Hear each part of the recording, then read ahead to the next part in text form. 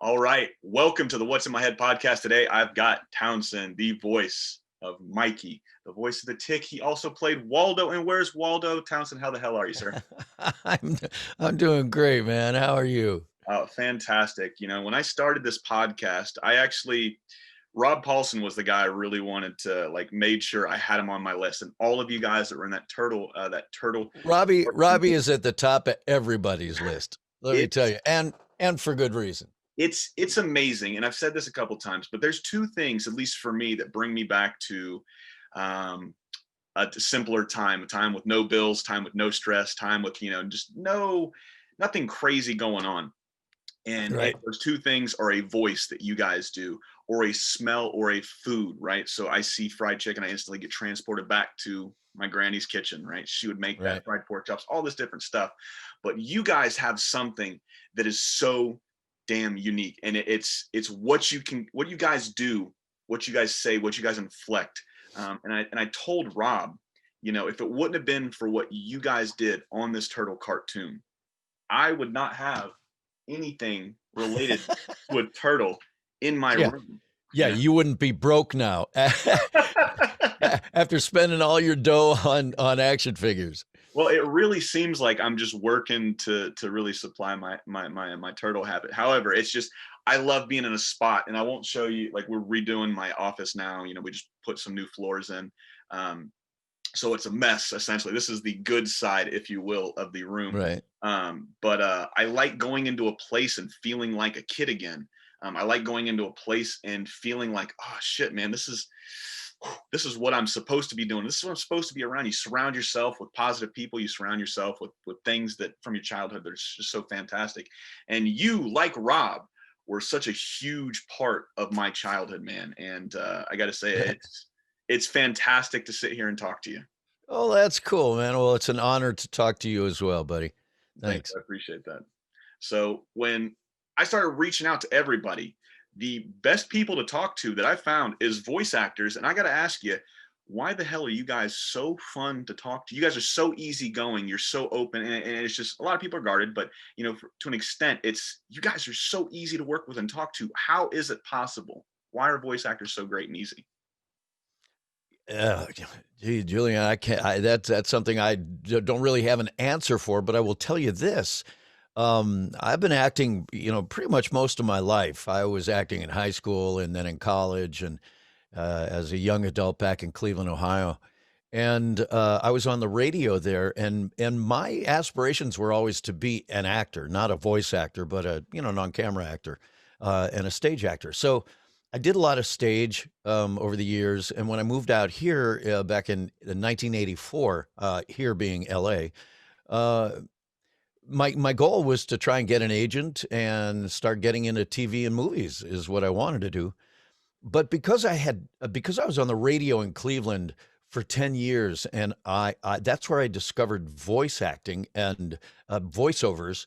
And I got my first agent back there after I'd been on the radio for about 3 or 4 years, and they started getting me local voiceover work in Cleveland. And now I was the production director at the radio station at the time, which meant that I had to voice most of the commercials at the radio station, but I didn't get paid any extra money to do it. That was just part of my job, and I was working 6 days a week. Um, I was doing an air shift 6 days a week, and then also staying after my air shift doing production. And so that's where I discovered voice acting, but it was the freelance voiceover work that really stoked me because I was starting to make a pretty good living doing that in addition to doing the radio thing.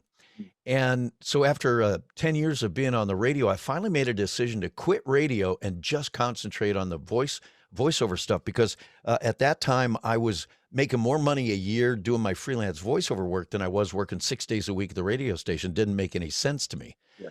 So I quit radio in 1984, turned 30 at that time in May of 84. And then about a month later, got a call from our landlord saying that he was selling the house that we were living in, and we Mm. had to move. And I thought, doggone it, here I've just quit radio, I've just turned 30, I've got 3 kids and a wife, and now I've got to move. and I've always wanted to go either to New York or LA. So I thought, you know what, I'm just gonna launch out rather than, having to pack up the house and move across town. I'm gonna move across the country. Yeah. And so I locked into LA, came out here after the '84 Olympics, looked around, found a little place to rent here in Glendale, and boom, 2 weeks later, literally 2 weeks later, I was living here and managed to score an agent within my first 2 weeks here. We got very, very lucky. I knew one person out here, and she got me an interview with her agent, and they signed me. And the guy who signed me, I was showing him my picture and resume. It was a commercial agency, and he was saying, "Yeah, we'll take you for on-camera commercials, but I see you've also done voiceover work. Do you have a tape, a demo?" And I said, "Yeah, I do." And he said, "Well, why don't you leave that with me, Mhm. and I'll give it to our voiceover agent when he gets back, and see what he thinks." And I said, "Great." So I left. By the time I got home, there was a message on my answering machine. Remember, this is '84. Uh, and it was from the voice agent, guy named Jeff Danis, who said, "Townsend, I just listened to your tape. Sorry I missed you, but please don't sign with anybody until you come back and talk to me." Yeah. And I was like, wow, okay. So I went and met with him the next day and ended up signing with him across the board for VO and for on-camera commercial work and stuff. And uh, and 6 months later, I got this audition and I started getting work. Now, at the same time, I was also looking for a theatrical agent for movies and TV, and that was harder to get. And I finally got one. And when they started sending me out on auditions, I know it's a long roundabout answer to your question, but I'm going to get I there. love it. I love it. I promise. So they started sending me out on auditions for the on-camera theatrical stuff for bits in movies and TV, and to be honest, I didn't really dig that process. And part of the reason was because I didn't dig the people that I ran into, the other actors that I ran into at these auditions. They just seemed like really aloof and kind of stuck up and Pretentious for in sure. you pretend, yeah, in their own heads, and it all seemed like this cat and mouse game, Mhm. and and it just gave me a bad vibe. And then when I actually did get some, small bit parts, in TV, episodic and a movie here and there, I didn't really like the work. It was I mean, I hate to say that, but it was boring, it was tedious, there was nothing invigorating about it. Yeah. Um, and and I thought, "Wow, this is so not what I thought it was gonna be." Mhm. Conversely, at the same time, I was starting to book a lot of voiceover work, which was not what I was trying to do, but I was doing the auditions anyway and booking. 6 months after I moved here, I got this audition for a cartoon series called Inspector Gadget, Mhm. and I had never thought about doing cartoons up to that point, and I thought, "Oh, this would be kinda interesting." And so I went on this audition, and it was a blast, Yeah. and I loved the gal I auditioned for, I loved the whole process, I loved I just never done it before, but it just kinda fell in my lap, and it felt really natural to me. Mhm. And I booked that little part. I was on the last 10 episodes of the series as a character named Corporal Cape Man. And and that's what got me into animation. And I told my agent, I said, "Please send me out on more of this kind of stuff because this is a riot." Now, during all of that, when I would get jobs or go to casting places for voice casting and meet other voice actors, I immediately discovered that there was a whole different vibe about them than the on-camera face actors that I was running into trying to do the theatrical stuff. And I thought, I was asking myself the same question you just asked me. Why are these guys, not just guys, but why are these people so friendly and so down to earth, and they don't seem to be so competitive, and they seem to be like really generous with their time and their advice and all this stuff. And some of the older guys that I would run into, some of whom were my idols Yeah. back when I was on the radio and really into listening to voices. Um, I I thought, "Man, I really dig this end of this business way more than I liked or enjoyed the on-camera theatrical stuff. And over the years, I have just found that voice actors, I don't know why, but for whatever reason, just they're the most down to earth, um, real, funny, but wickedly creative and quick and uh, amazing, just amazingly talented. Yeah. Um, but they're just real people, and they're approachable, and they're funny, and they're friendly, and they were becoming friends of mine, you know. And there was none of this, or very little, if at all, this dog eat dog, you know, climbing over each other, clawing each other, just trying to get to the top. Out of my way, you know. It just didn't seem to be any of that stuff. So, I mean, I know it's a real long roundabout way of saying I don't know, but I have definitely discovered over the years exactly what you're saying, and it's been a cool thing. It's been a cool uh, community to be a part of, a family to be a part of for sure for so long.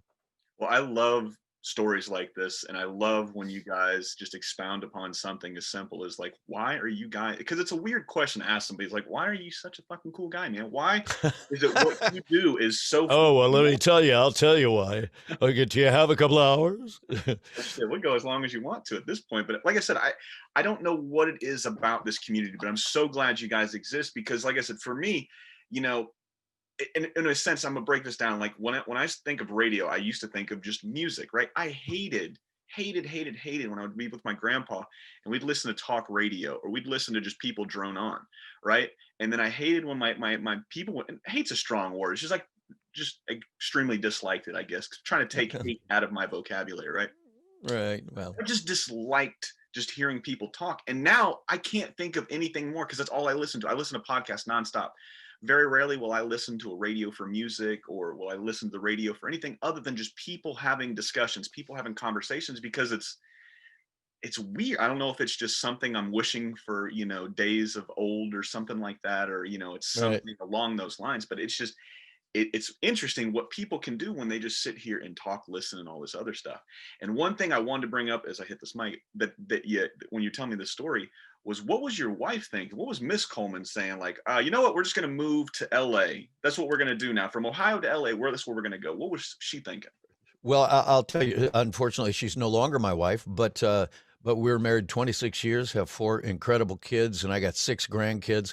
But back then, in those days, in our early married days, you know, she was really cool about it. And I remember when I came back from LA after this trip, trying to find a place, I ran it all by her, and I think she was ready to get out of Cleveland too, because she grew up there. I mean, her whole family was there. She was born there. I had moved to Cleveland when I was 7 from Denver. And I, you know, pretty much grown up there as well. But I was definitely ready to get out of Cleveland. Nothing against Cleveland, but I had ambitions and I had Yeah. aspirations and I had dreams, man. And you know, and I had in those days I had pretty well. This is going to sound bad, but I had pretty well soaked Cleveland for all I could within the entertainment industry. I mean, I was doing TV, I was doing radio, I was modeling, if you can believe it, you know, underwear for May Company. I was pulling the Ohio lottery numbers on TV every night for a year. I was doing You're local theater. serious, I mean, man? I was doing everything that I could think to do in Cleveland, but I wanted to expand that, and I wanted to go. I just wanted to do more, and so it was either going to be New York or L.A. So when I chose L.A. and I came back and I told Mary Alice about this, I said, "Hey, here's what I'm thinking," and you know, honestly, we prayed about it and we talked at length about it, and she said, "Yeah, you know what? I'm ready to go too. Let's do this. This will be a fun adventure," and. And so, yeah, we had three young kids at the time, and I'm telling you, dude, from the time I got back and we were talking about this to the time the moving van pulled up Mm, was less than 2 weeks. holy shit. And a buddy of mine, Jimmy Brickman, and I drove my car out while Mary Allison and our 3 kids, went and stayed with her mom for, about 5 or 6 days, and then they flew out to Burbank Airport, about a day or 2 after Jimmy and I had, arrived here over Labor Day weekend and met the moving van, and it all just, like, happened. It just fell into place. So, yeah, she was really cool about it, and I gotta give her credit, man, because I don't know a lot of women who would, just say okay to a whacked out idea like that and have it happen so fast. It really just fell in our laps. I mean, in hindsight, it really just feels like, man, shit just lined up really when it's too good to be true most of the time. Right, It's really just too good to be true. And I right. completely get what you're saying about, just you can only do so much. I mean, Ohio is Cleveland, Ohio. I mean, that's where my mom's people are from. Um, Most of them live in West Virginia now, the ones that are still, around and everything. But there's not much to do. And when you've got aspirations, you got dreams, you're not going to sit here. You can only do so much being the big fish in a little tank, right?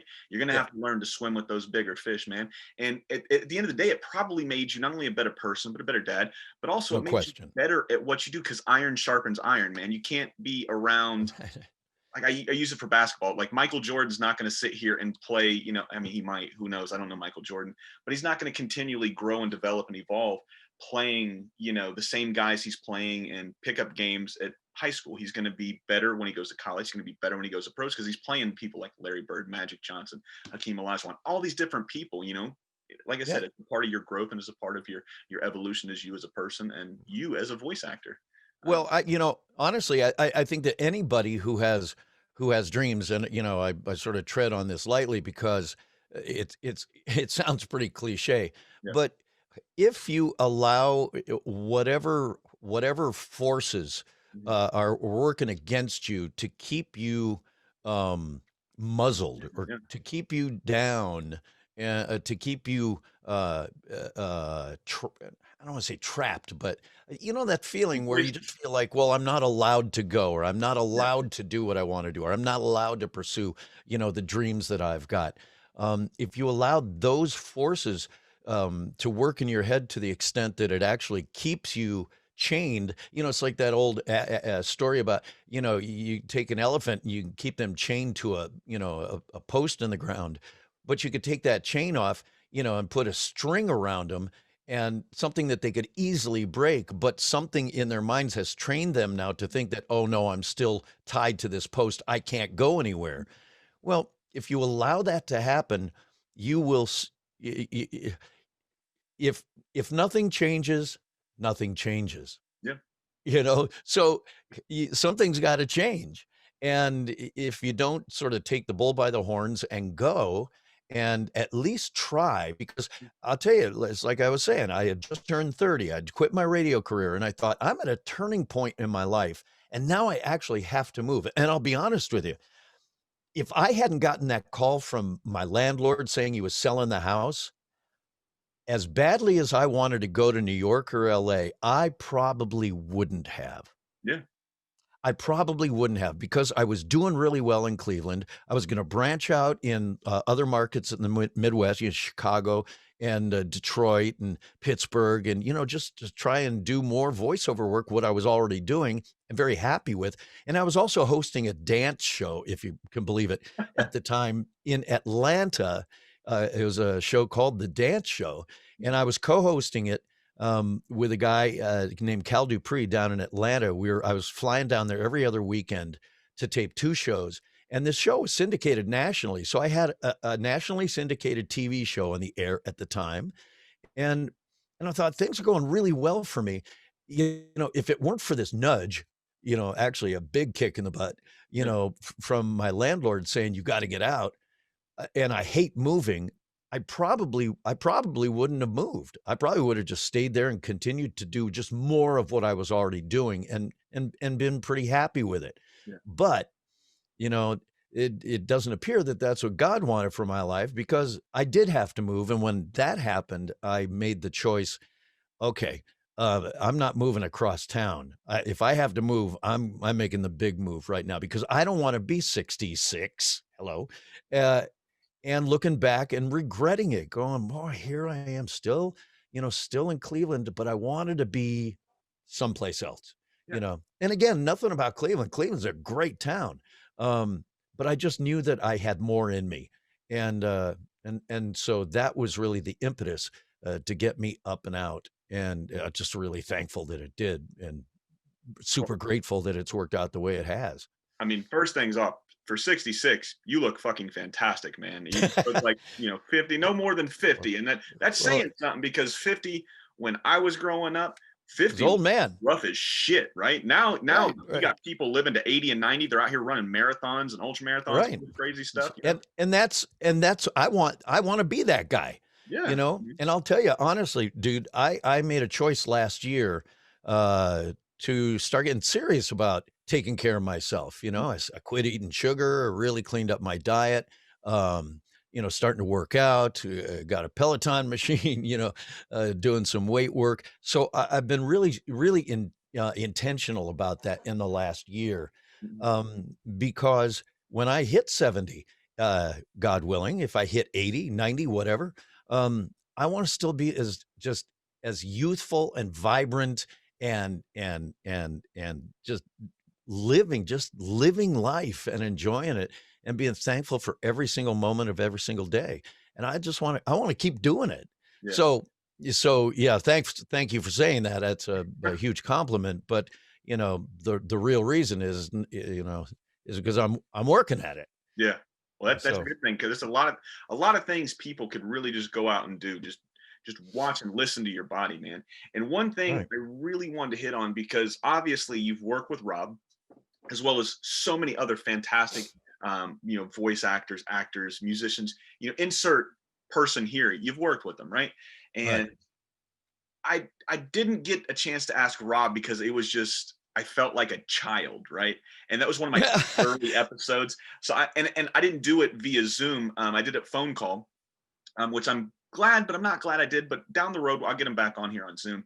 But I So had was it a video phone call, or was it Oh a no, it was just just a phone call. okay? Working it out through All his right. agent. Yeah. And I'm glad, because I had tears in my eyes probably for a good hour and 10 minutes, because he is just so natural, like most of you guys, just switching into character. All it takes is a thought, and he's back in a voice. And like I said earlier in this podcast, there's just nothing quicker to transport you back to a time in life, or a time in your life, like that, than a voice or a smell or something that reminisces from old, right?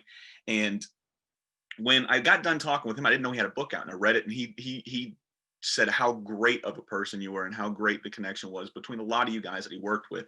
And as you've said, getting older and doing what you do, obviously your voice changes, your body changes, and everything like that. Sure. Is there, obviously, you can sit here and do curls for the girls, right? You can do squats to get a nice ass and big legs. But is there exercises that you do, for your voice to make you sound? No. So No, not me. I'm terrible with my voice, and in fact, I'm kind of losing my voice right now. So I know it sounds kind of raspy today, but no, I'm. I used to take singing classes, years ago, and I remember the singing teachers that I had. They'd always give you these exercises and do's and don'ts, and they'd say, "Don't clear your throat. Don't scream. Don't whisper. Don't do these things." And I'm like, seriously? I do that stuff all day long, and there's no way I'm gonna be stopping it. So yeah. there are things that I need to do to kinda clear my voice out, and I don't think I could do it now, but I one of the things that I do is I sort of hum and I try and go as high as I can, Mhm. because if I can go high, then I can generally go low, which is a sort of a weird concept, but if I can, if I and I don't think I'm gonna be able to do it today, but if I can, oh wow, oh yeah, hello, it's like when I used to do the 7 Up spot. I don't know if you remember Cool Spot, Yeah. but yeah, so that was sort of a.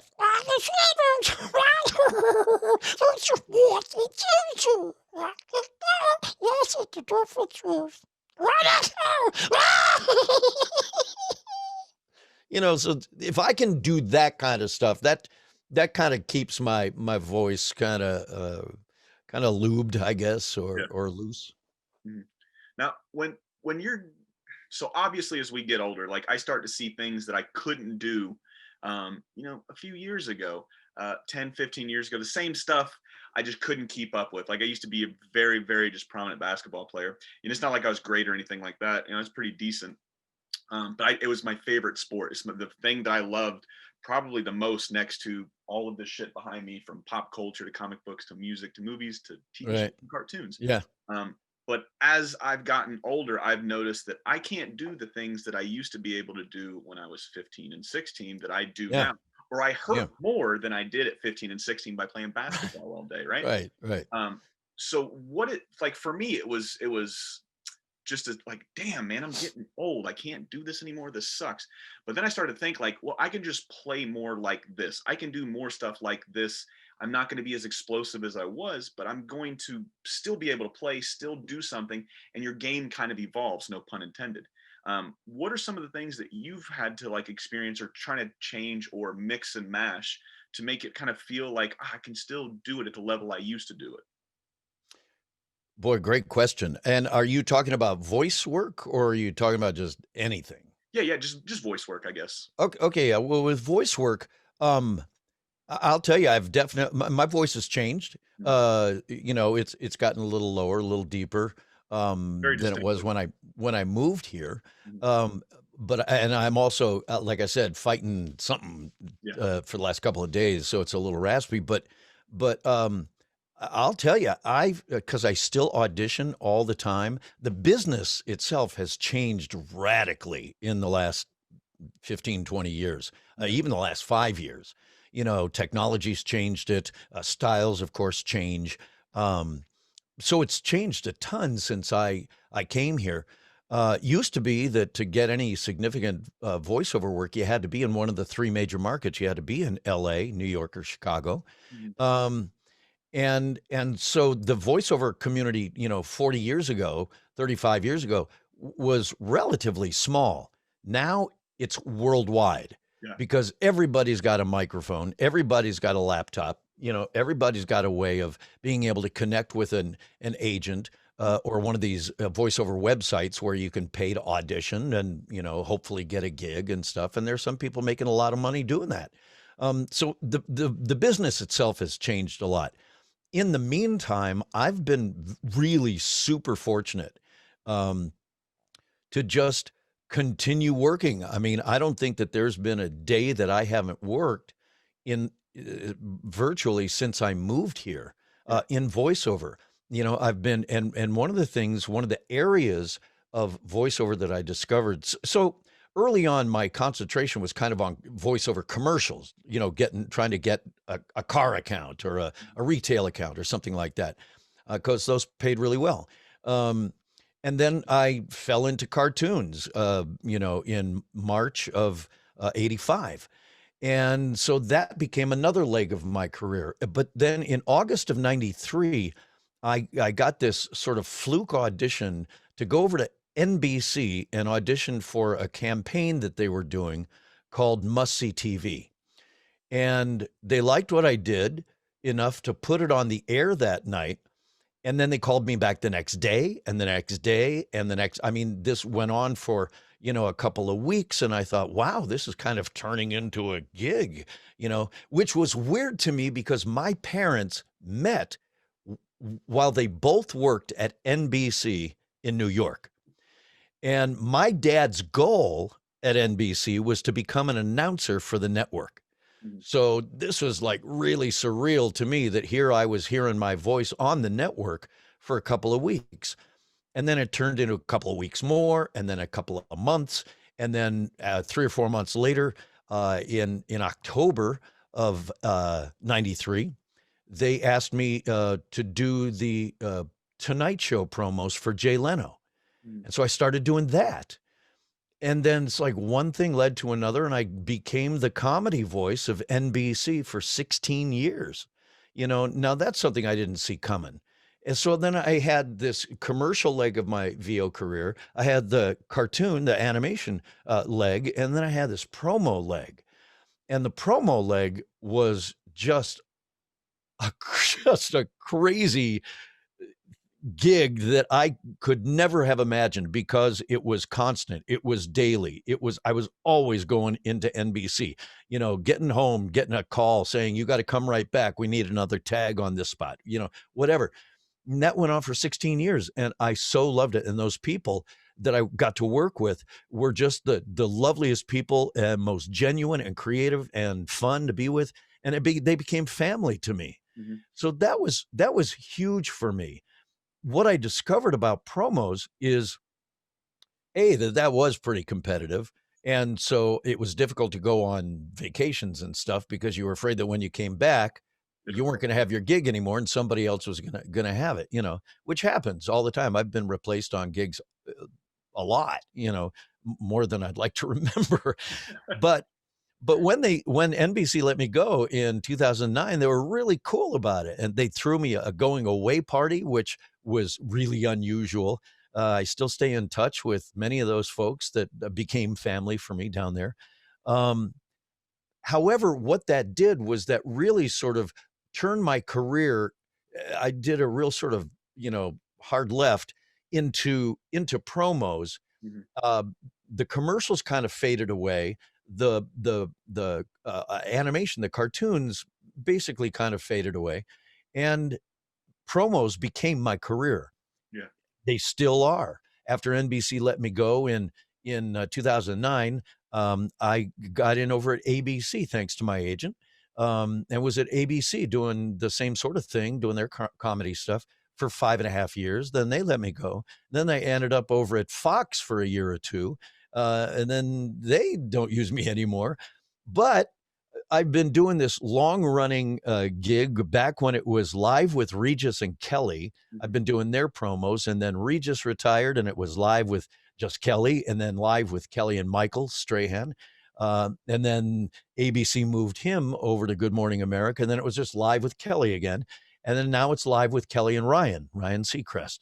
Yeah. And I'm still doing the promos for those. And so that's my daily gig. And dude, I can't tell you how lucky I feel to still be viable, Mm-hmm. to still be working daily in this business after all these years. Now, I know that gig, like every gig, is going to come to an end at some point, and that's going to be a sad day for me. Yeah. But I've got to, I really work on stepping back, seeing the big picture, looking back and going, look at what I have been blessed with. Mm-hmm. And nobody can take that away from me.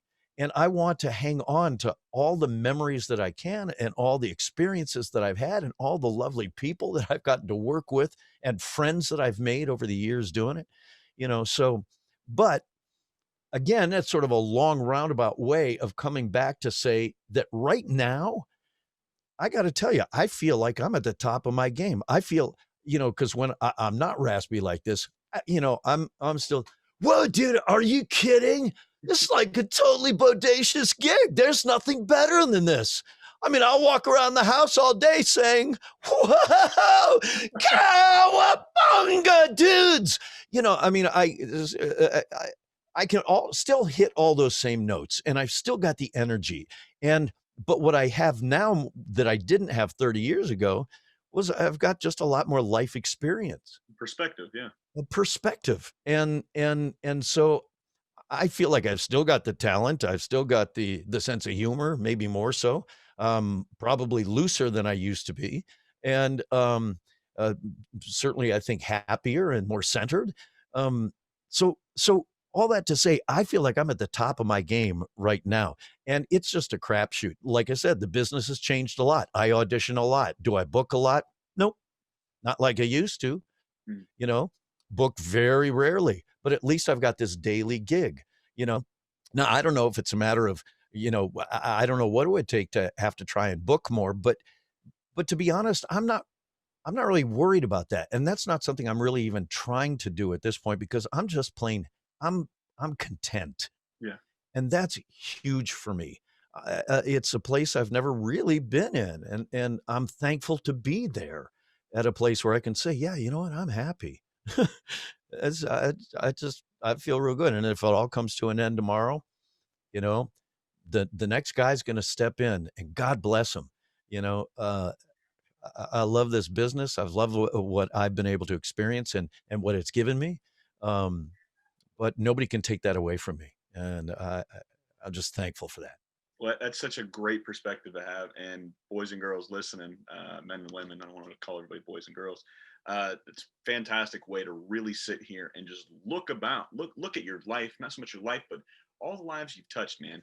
And it's Yeah. such an eloquent way to really look at it. And if people really stopped just for a second and thought about everything, and everybody's at one point in time at their life, you know, shit, man, I just really hate being here. Shit, man, I really hate listening to talk radio. I really hate I just want to watch You know, if you really just sit here and take a second, take a breath, man, I'm thankful for all of this shit, right? It's not so much, it's not 100% talent, right? It's 100% luck. And give me one second. My dogs are going crazy real quick. So, dude, we don't need you back. You can go deal with your dogs. We're having a little conversation, just me and the pals out here. Well, thank you. No, it's I've got 4 dogs, 1 cat. Working on getting a tortoise next. My wife said I can get a new You mean tortoise. a turtle? See, I had 4. So this is a dark story. I used to have 4 turtles. Oh, Obviously, I don't like where this is going already. I didn't like where it was going either. So I was 10 or 11 years old, and we went up to West Virginia to see my grandma and my grandpa for Christmas. So obviously being from Florida, I'd never seen snow before, and I got super sick. I had like a real nasty ear infection. So I could see the snow. I was not allowed to go outside and play in the snow because of fever and sickness and all this other crazy stuff. Um, so my older sister stayed behind and watched the house for us, took care of the dogs we had, the animals we had, and she went to go take care of my turtle tank because she needed it gets cleaned once a week so it doesn't smell up the house. And she put hot water, too hot of water, um, into the turtle Ah, tank. Needless, turtle soup. Uh, yeah, essentially yeah. turtle soup. All of them died except one. Michelangelo. Mine, I named him Raphael because Raphael is the guy I just associated with the most. I mean, I don't know what it Okay. is. I think So Raph was your favorite turtle. Raph, yeah, Raph for sure is my favorite turtle. It's just like That's I excellent. associate so much with him. Like out of all the characters, and you know, it's not a knock against any of the turtles. It's just Sure. I think he had the most growth. I'm gonna steal a line from Shrek. If you've ever seen Shrek, where he's walking with Donkey and they're trying to figure out what ogres are, and he's like, ogres are like onions. He's like, they smell. He's like, no, they have layers. And he breaks open an onion and he shows layers. He was just a character that had so many layers to him, so much depth to him. He wasn't just the angry turtle. He wasn't just the rude turtle. He wasn't just this, that, or the other. He had so many layers to him. Um, so I renamed him Raphael. I don't know if it was Raphael that survived or not. It might have been Michelangelo that survived. I think it was because that's what I heard, but that's just me. I don't know. Yeah. So needless to say, when 4 became 1, and then he lived for. I had to actually give him away. There was right down the street from us. There's like a turtle sanctuary or a turtle farm. This lady just all these turtles. These people just can't keep Turtle. anymore because they get too big. They bring them to Yeah, them. turtle rescue. Yeah, so they got a Yeah. huge lake. And like I said, he got about this big, and he was just a normal red-eared slider little turtle. He got huge, and he just kept getting out of my turtle tank. And then I'd find him because the cat was hitting at him underneath the sofa one time, and my mom had gotten tired of it. She's like, "All right, turtle's got to go. He keeps getting out. The cat's gonna eat him. Something's gonna happen to him, you know." So I had to end up getting rid of him. Um, but yeah, so I figured a tortoise, man, 50 to 100 years, probably going to outlive me. However, I won't lose him, you know, because if he gets too big for the house, I'll just put him outside, make a little pen for him like I did, you know, back in the day with the tortoise. But yeah, I don't know really how we got onto the turtle talk or the tortoise talk, but oh, the dogs, that's what it was. Right, Yeah, my right. son was coming home from school. So anytime the dogs see him, they just go ape shit. They're like, oh man, somebody new to play with now. So, um, But yeah, as we segue into Turtles, so I guess it's the greatest segue, really. Man, you were fucking Michelangelo on the Ninja Turtles, man. What you guys did is the reason for all of this turtle stuff. What Kevin and Peter did in 1984, they created this little itty bitty comic that nobody ever read, the Teenage Mutant Ninja Turtles. It went from selling out to selling billions of dollars worth of merchandise in the Right. last, what was it been, 36 years since this thing has been around. Right. Um, we've talked about how you really got into doing what you do, but I want to know, man, what was that call? Did you just get a call from the agent? They're like, hey, come try out for this. Did you try out for the other turtles, or was it just Mikey that you tried out for? No, I auditioned for all 4 of them. Hmm. Yeah, I think most of us did, except maybe Barry just was called in for Donatello. But yeah, I read for all 4. Now, which Uh, one struck, was Mikey that struck you right off the bat? You're like, I got something here. Did you have did you have a lean towards a different one? um, yeah, no, I think I sort of felt I was geared more toward Michelangelo. And at the audition, the way it works is, they give you a sheet of paper that's got a picture, a drawing of the character, and then a description of what the character is, and maybe his personality, and then some references possibly of what they think he might sound like, and then some sample lines. Okay.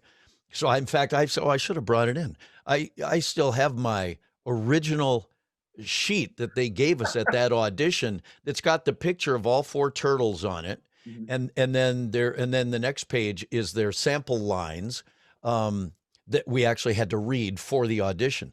And and I remember I don't remember the other characters. I should go look at it. But for Michelangelo, they specifically were looking for a surfer dude, Mhm. and they gave a Sean Penn as a prototype, a reference, um, from Fast Times at Ridgemont High. That sort of burnt out, surfer dude kind of character, and so that's what I did at the audition.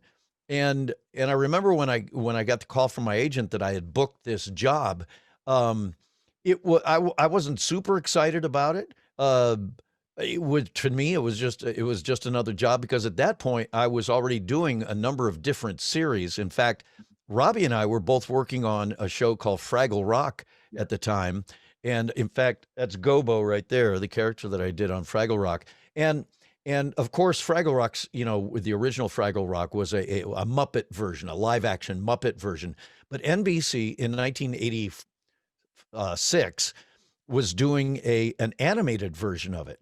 And it was the first time I'd ever auditioned for something where I had to do a voice match, Mhm. because apparently the original Muppeteers didn't want to do the voices for this animated version, for whatever reason. And and so they were casting all those characters, but we needed to sound like the original guys who were doing the Muppet version of it. And so Jerry Nelson, the guy who did Gobo and scads of other characters, I would just listen to that. Of this back when I had, a little Sony Walkman and some earbuds, and I would listen to, I just recorded it right off the TV, and I would listen to this on like a loop, like over and over and over, just to try and bang this voice into my head. Mhm. And I booked that character. Um, and then Robbie was on it. He was Boober. I was Gobo. Uh, and so we were working together on this show. And the voice director on the show, Stu Rosen, came into one of our Fraggle Rock recording sessions one day and said, "Hey, you guys aren't going to believe what I'm going to be casting and directing next." And he opens up his briefcase and pulls out an issue of Teenage Mutant Ninja Turtles. Well, I had never heard of it before. And I looked at it, and I mean, really honestly, in the back of my mind, I was thinking, yeah, well, good luck with that. That's a little too weird, because, this was back in the days of, Glow Friends and Strawberry Shortcake and, those kinds of cartoons. So something, Yeah. I'm sorry? Like Smurf, Scooby Doo, that whole Yeah, yeah, Hanna-Barbera yeah. classic, yeah. Right. And so those, and I grew up on Hanna-Barbera cartoons. So this was clearly going down a different path. And I guess I just didn't have the vision to be able to see down the road and see it becoming super popular. It just seemed like it was maybe a little too offbeat for me. Yeah. Um, but I wasn't going to turn down the audition. So I did audition for it. Um, and I booked, and when my agent called and said I booked the show, uh, I thought, wow, this is fantastic. And but again, wasn't like over the moon about it, like this was going to change my life. None of us had any idea whatsoever what uh, Ninja Turtles was going to turn into. Yeah. Um, and so, in fact, I'll tell you, when we showed up at the first recording session, they hadn't they knew that Barry was going to be, and I've told this story a million times, but they knew that Barry was going to be Donatello. They knew that Rob was going to be Raphael, but they hadn't yet decided whether Cam was going to be Leonardo or Michelangelo, and same for me. And so they were just going to have us both try both characters uh, at that first recording session, and then they were going to make their decision about who was going to do which. And and so when we sat down at our mics and we're getting ready to do our first read through, Stu, and it felt like it was a totally random, sort of just toss of the coin thing, said, Townie, why don't you do Michelangelo first? Cam, you do Leonardo first, and then on the next pass, we'll switch them. Yeah. And we said, fine, great. So it was, we were it was sort of a duel, and so I, took my whack at doing Michelangelo on that first pass, and then when we got to the end of that episode, that first recording pass, the Stu and the producers and the writers and stuff were in the control room, and they seemed very much more intent on solving some other problems, that switching me and Cam didn't seem to be a priority. Mhm. And so we started to go right into a second take. And I said to Stu, I said, do you want me and Cam to switch and try it the other way? And he seemed very distracted. He said, no, just keep it the way it is. It's fine. We'll just think about it later. I'm like, all right. So we did the next pass, and I don't remember whether we did a third pass or not. But so that day, I was Michelangelo and Cam was Leonardo. And then when we came back in for our second episode, to record the second episode, they just left it that way. Cam never did get a chance to try Michelangelo, and I never did get a chance to try Leonardo. So it seemed like it was just the luck of the draw how I ended up with Mikey and Cam with Leo. So what would a Townsend Leonardo sound like? Do you remember what voice you probably picked out for him? And I'm sure it was just a real straight ahead, kind of eager, let's go, guys. We're gonna get that evil shredder. Yeah. It probably would have sounded very similar to Cammy. And I imagine his Michelangelo would have sounded probably a bit similar to my Michelangelo. Because we were sort of similar types back then. And I think in a way still are. So yeah, I mean, it would have been just a kind of a just sort of an eager, he was a leader and he was a straight ahead guy, but he was, he was young, he was a teenager. And so he was, come on, guys, we're going to go battle that evil shredder and make him eat ninja dirt. So I don't know. I'm just glad it turned out the way it did. I am too, man. And you brought up a name. I think throughout movies and TV shows, excuse me, as I butcher the English language here, there's two bad guys that really stick out as having. I mean, you could just take these characters and put them, like, very, very few times can you take a villain and put him in a movie or cartoon TV role and just let him go, right? When I started thinking of it, I'm not a huge Star Wars fan, but Darth Vader is one of those guys that you could just build an entire universe, which they really did. He was the bad guy. Everybody was trying to beat this guy. And another guy you could do that with is Shredder. Shredder. I knew you were going to say that. You're right. Of course. And you're right. Yeah. It's Shredder is my favorite villain of ever. I mean, it's just a fantastic character. And he's cool as hell look, and he's got all these metal blades on him. He just looked cool. Nobody made purple look as good as Shredder made purple look, is what I'm really nothing against Harry and Donatello, but there was nothing cooler than Shredder, right? And one thing I wish I would have asked Rob and Pat when they were on was a story about late great James. Do you have any story? Renee gave me a beautiful story. She would say he was just this big bear of a man. He'd come in and he wouldn't wear shoes. He was very just kick him off type of thing, walk around without any shoes on. He would always give everybody just these big bear-like hugs because he was just a giant man. Um, is something it's a character I wish that was still around, like most people, or an actor that was still around, or a person that was still around. I learned so much from Uncle Phil, is what I knew him at. For the longest time, I didn't know he was Shredder. I knew Right. him as Uncle Phil, right, in the Fresh Prince of Bel Air. But what is your favorite story? What is the story that you think fondly of when you think of, Uncle Phil, James Shredder, whatever you want to call him? What do you think of?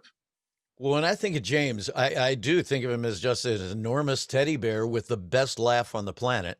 And he was just a terrific actor, but so down to earth. Again, now here was one of these guys who was an on-screen actor and super successful, but was as approachable and friendly as you could possibly hope for.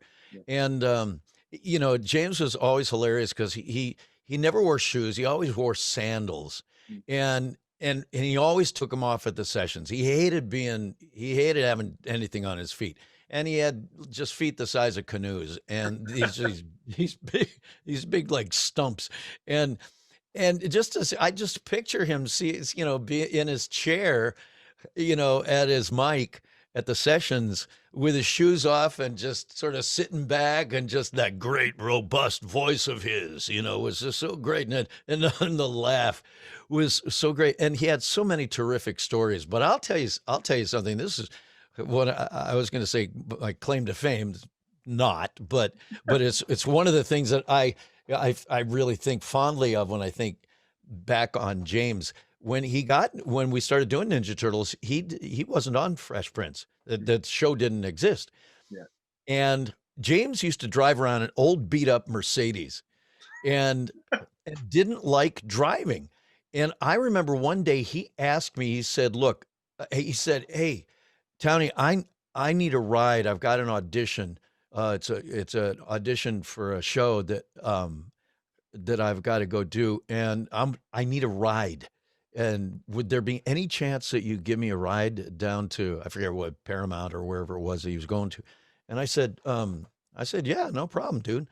So I drove him down there for his audition, and don't know how he got back or got home. I was just dropping him off, but that audition was for the Fresh Prince of Bel Air, and we found out, I don't know whether it was weeks later, or a month or two later, or whatever it was, that he had gotten this show, and he was jubilant, and again, this just booming voice. And he was telling us all about, what the show was going to be and who was in it, and Will Smith is in it. And I thought, holy cow, good for you, man. You deserve it, And of course, then Fresh Prince went on to be what it was, and James went on to become who he was. And unfortunately, we sort of lost him to the show earlier than we would have liked, because many times he couldn't make sessions because had conflicts with Fresh Prince. But of course, we all understood, and we're just thrilled for him, and then of course we lost him for good, and that was just absolutely heartbreaking. It wasn't long before he passed away that Kevin Eastman had all of us over to his house, Mhm. up in the hills, for this sort of little reunion thing that an outfit was doing. They were doing like a little documentary Yeah. on the Ninja Turtles, and and I saw James there. One of my favorite pictures is a picture that I have with him, and I look like I'm 4 feet tall, standing next to him.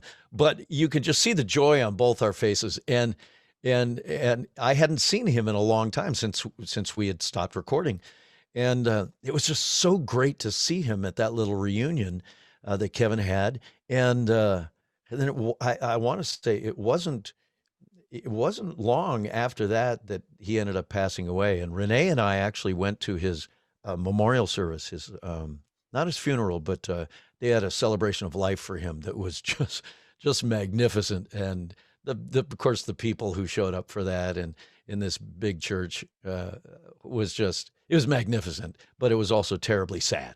you Yeah. know, to know that that we had lost him.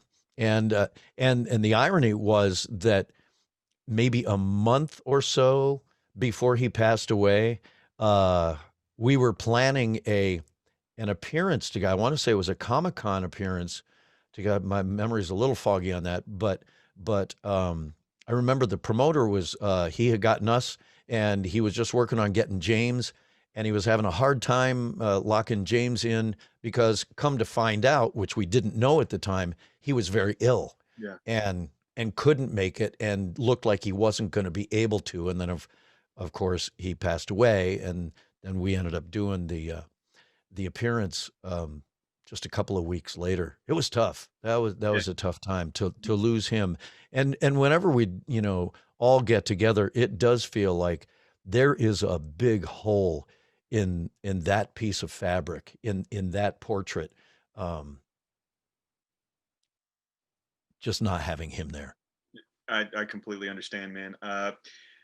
As a kid, my dad, wasn't in the picture. He's since, came back into my life over the last, few months, and um, is really trying to do to everything I can to, be there and like try to, change all the fuck ups he did as a parent. And I told Renee this story, and I don't want to say it again because I didn't know the guy, but when you watched a show like Fresh Prince, and then you saw what Will Smith went through in the show with, his dad not being there, and then Uncle Phil was that suit, he was that dad, he was that film, he was that void, he was that shoulder to go to.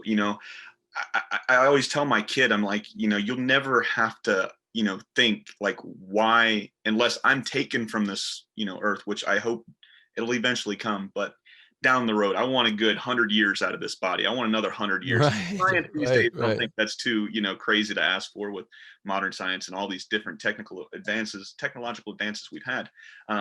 But I learned so much on how to be a dad by watching a show that people wrote, and that he took that role as Uncle Phil.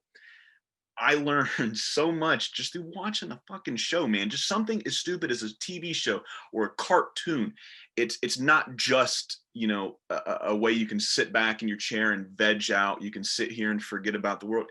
It was teaching you stuff, just like the Ninja Turtles. They were teaching us stuff between family, unity, bond, all of this stuff. When you come together, you're unbeatable as a family, right? When you're segmented, that's when people pick you off. And to take what I learned from Uncle Phil and use that as a real world application, as like a blueprint to raise a kid, man, I don't think you get to be a better mentor, a better idol, a better person to look up to or pull advice from or anything than James as Uncle Phil. And I mean, thank you for sharing the story you shared with me. It was just, I really wish this guy was still here. I wish I would have started this podcast 15 years ago, where I could have gotten you guys all in one shot, man, because like you said, there is that big void. There is that big hole without him there. And man, I don't really know how to segue into anything else from here, but it's, you guys feel it. And then us as fans feel it when, the family gets smaller, if that makes sense. It's not fun for us, just like it's not fun for you, man. But I really appreciate you telling me that if it wasn't for you, Townsend, driving him, we wouldn't have seen Uncle Phil. That's what I'm getting. If it was not for you saying, yeah, I'll take you down there, James, no problem. Kick your Well, feet up.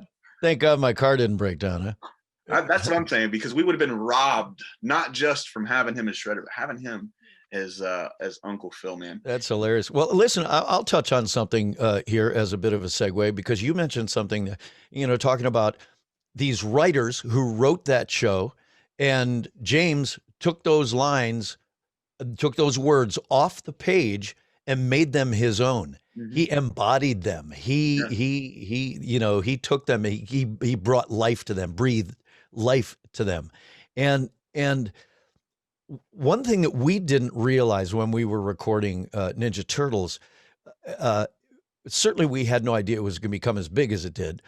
But the thing that we really didn't realize, and didn't discover until years later. I mean, we would occasionally get fan mail that was sent to the producers, and they would bring it to the recording sessions sometimes and let us read these letters. And it was always humbling to read that stuff and go, "Wow, people really like this stuff. This is crazy." Um, but what we really didn't realize was what kids at that time were going to take away from not only the show as a show, but from these characters, Yeah. and how each of them, like, you identified with Raph, and he was your guy, and everybody seemed to have a favorite turtle that they, zeroed in on and loved Mhm. for whatever reason. But they took something from those characters. And and we didn't hear these stories until years later when we started meeting fans at Comic Cons and stuff, which is just an amazing experience for me. Um, that that in so many cases they were taking life lessons from the Ninja Turtles of all people, Yeah. and allowing it to really penetrate them and change their way of thinking, change their behavior, change their thought process. I mean, it changed the way they were dealing with maybe tough situations at home, in the family, with friends. Maybe they were being bullied. Who knows? But we hear these stories all the time, and none of us, I guarantee you, as we were recording this series, had any conception that we were going to have that kind of impact on kids as they grew up and became adults. Um, that is fascinating to me, and it really truly is humbling. I look back and go, man, I mean, if I had known, and I guess I'm glad I didn't know, because maybe I would have played it differently, and if I would have taken it more seriously, and oh, we're teaching lessons here and stuff. I didn't get that. It to us it was pretty much more of just another job with, working with folks that we just loved, and we are just thankful for. But now we hear these stories, and it's mind blowing. It's mind boggling to me to hear some of that stuff. So in the same way that you're talking about, James on Fresh Prince, we get those. Do we get that same stuff? Well, and you've even said it yourself about, about what kids took away from Ninja Turtles as they grew, and that's that's pretty fascinating to me. That's pretty amazing. I mean, as we're wrapping this up, because I don't want to keep you too much long, you got more important stuff to do than just talk to me. And I got a lung scan I got to go to in 45 minutes. So so, but like I said, you and everybody else around this show, you guys are the reason. Like I said earlier, Kevin and Peter started this. You guys, they threw you the ball, and you guys took and ran with it. If it wouldn't have been for this '87 cartoon, we don't get the 1990 movie, the '91 movie, the '93 4 trilogy. You don't get that trilogy. Then right. you don't get the cartoon series in 2003 or 2012, which I'm so happy that they brought you guys back and put That you was a guys in. blast.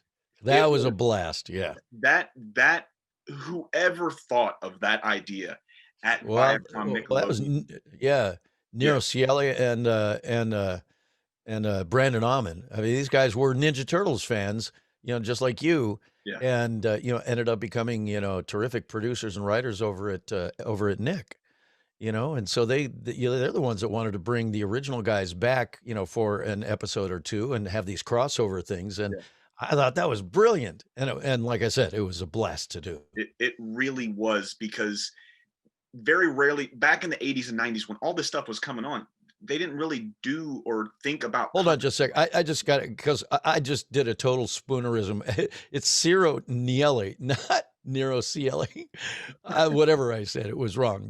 But yeah. Oh, no, So perfectly Ciro, fine. sorry about that, buddy. No, you're perfectly fine, man. Um, what happens is, back in the '80s and '90s, they didn't have the same depth with comic books. They didn't have the same forethought, wherewithal, that these are going to be trilogies, these are going to be movies, these are going to be universes. They're going to be talking about Marvel movies for the next ever, forever. A Marvel movie will never go away, right? And you see Right. it with movies and TV shows where they bring back that character that started the franchise, like they did with John Wesley Shipp in The Flash back in the '80s and '90s. They brought him in and made him Barry's dad, Barry Allen's dad, in the Flash TV show that's going on right now. When you give that kind of fan service, or you give that tip of the cap or a nod to where you've come, right? It is so refreshing as far as a fan's perspective. And like I said, you guys are the reason for all of this. The turtles that are on my shirt, the turtles that are on my arm. I mean, I've got you sitting right there, Mikey, and then I've got Raph Hey, on top, right? So I'm totally bodacious, dude. you I know, love it. I so got to get some ink. just get Mikey written. No, I don't. I don't think so. No? Right. Yeah, right. But if it wouldn't have been for what you guys did, you guys took a two-dimensional character and you gave it heart, you gave it soul, you gave it love, you gave it you, right? And you turned this from a two-dimensional into a three-dimensional character. You guys gave us more in, what was it, 100 plus episodes than you could ever ask for as a turtle fan, or ever ask for as being any kind of fan of anything. And I know myself and so many other turtle fans and just pop culture fans in general have you, as well as so many other people, to thank, man. I can't thank you enough for that.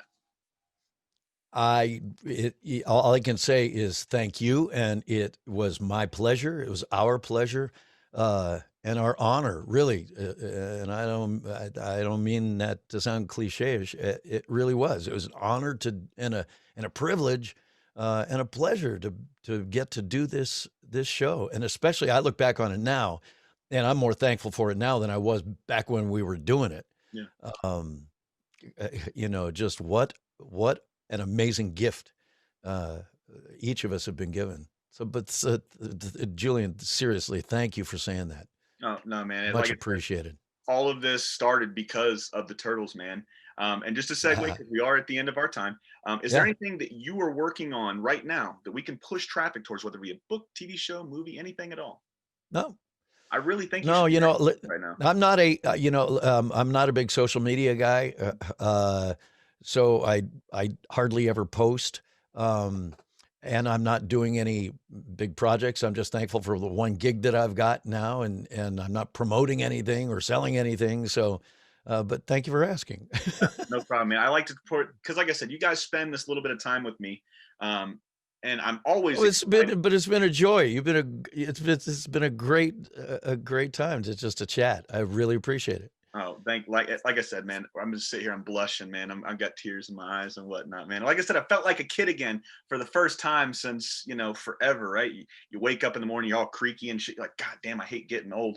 But you just sit here and walk into this room around all this stuff that I've been able to afford because you guys created a fandom for me. I could have been into drugs, cocaine, and heroin, but instead I chose the Ninja Turtles, man. And that was because of you, right? So, as we wrap it up, man, when you sit down and you pushed your microphone out of your face for the last time, right? You're sitting back in your rocker, your lazy boy, the couch, whatever you want to sit back in, man. What's the first thought when you think of where you started in Cleveland to where you ended up now in Los Angeles, man? What's that thought process? What's that prevalent emotion that comes to the forefront when you sit here and think about all you've done and all the lives you've touched? Oh, man. Some deep shit, I tell you. Yeah.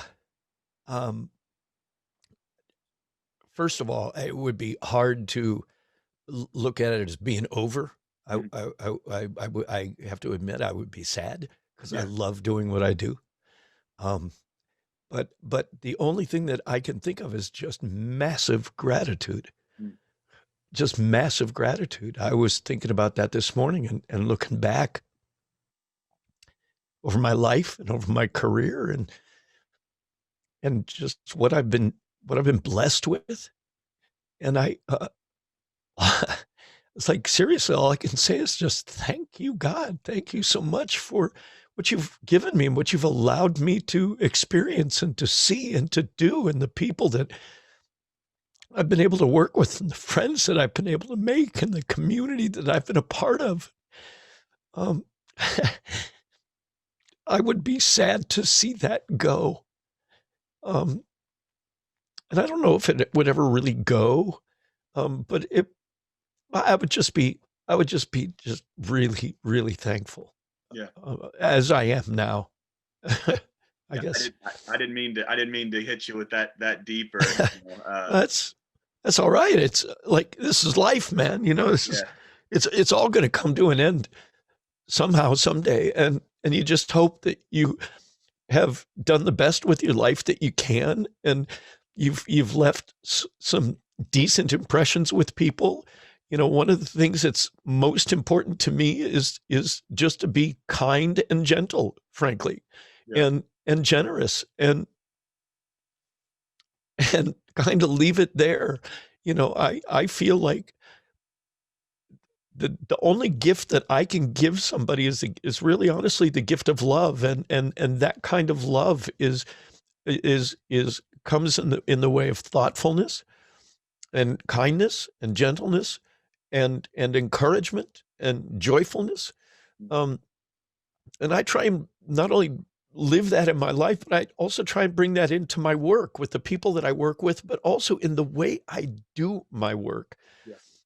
You know, oh boy, yeah. So we're sort of getting off into a whole different thing No, there, but you are perfectly fine, man. I love, I love the Ron when there's very few things that I ever go into and I see somebody doing that if I don't 100% think that they're doing this because they love to do it, right? I don't want to go to a dentist that hates his job. I don't want to go to a right, I no matter how many tattoos I get, I hate getting shots. I don't want to go to a nurse or a doctor that just doesn't like being a doctor, and those shots hurt, right? And like I said, you guys leave it all out there for us. You guys have given us such a wonderful gift. I passed this show down to my son, right? We bonded over Ninja Turtles, man. And I'm going to try real hard. I don't want to get too glassy eyed, but when it comes to my kid, right? There's I get nothing it. I get there's, it. there's nothing more. So I was in the Navy. I'll leave it with this story. I was in the Navy for about 7.5 years. And when I would deploy and go away, it was tough, right? It was hard because I was leaving my wife, I was leaving my son, I was leaving my dogs, I was leaving my bed. Just you start thinking about all the stuff you're leaving, right? And when I got home in 2012, 2013, around that era, around that time frame, it was very difficult because my son was 3, 4, and we didn't really see eye to eye, right? Because I'd been gone for 9, 10 months on a deployment, and he was doing what he thought was right. He was protecting mom, right? He was the one there. He was the man of the house since I wasn't there. And when I came home, everything changes when you're deployed and you come home, right? It's weird because mom used to be the definitive answer, like no, go to bed. Now it's dad. He's like, well, this guy hasn't really been around, so why is he telling me what to do? And how we bonded was over Ninja Turtles. Something as simple and when you think about it, like you said earlier, it shouldn't work. It's a fucking turtle with a bandana and they got weapons and they fight a dude that was based off of a cheese grater, and their father figure is a rat, right? None of right. this stuff makes sense, right? But he right. sat there, and for whatever reason, right, we're sitting here watching the Teenage Mutant Ninja Turtles. And this is when questions just start getting rapid fire. What's this? What's this? Who's that? Who's that? Why is he doing this? Why does he have this? And we built a bond that was non-existent because I was away. It's like in that young age, he doesn't know why daddy's not there. He just knows daddy's on the boat, right?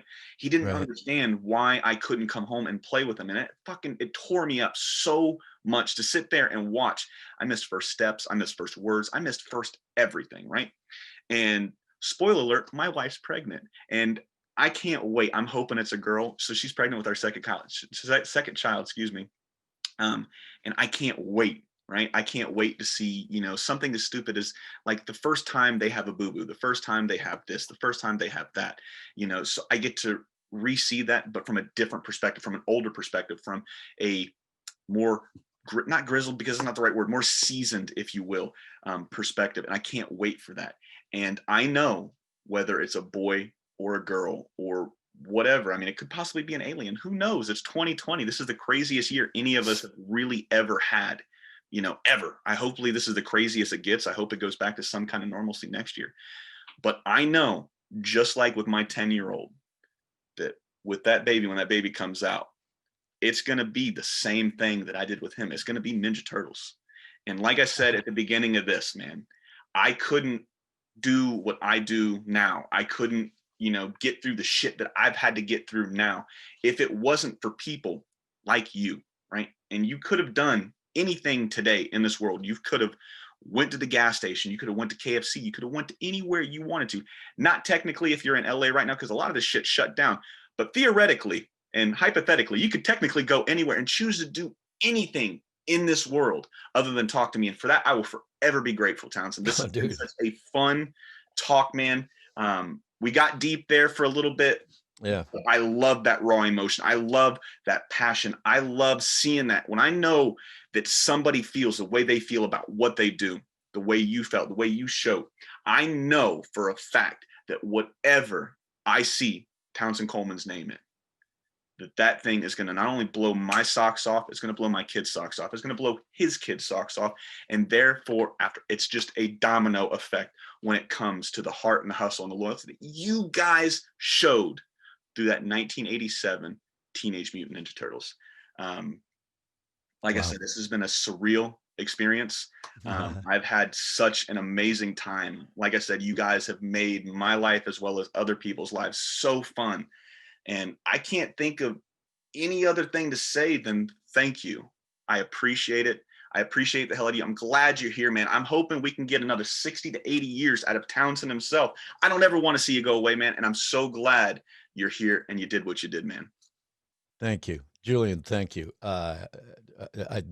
That's all I can say is from the bottom of my heart. Thank you, man, for this time. It's been a blessing and a blast. I'm glad you enjoyed it, man. So he's been Townsend. I've been Julian. You've been listening to What's in My Head podcast. And shit, man, tell somebody thank you. You never know when or how it might change somebody's life. So always say thank you. Bye-bye, guys. Yeah, always say thank you or cowabunga! This podcast was presented by the Epic Sewers Podcast Network, the home of all your pop culture podcast needs, with shows like Epic Tales from the Sewer, the Spoiler Force Podcast, CreatorCon Q&A, Comic Watchers, and the What's in My Head podcast. Follow us on this journey and get down and nerdy as we bring you the best in pop culture.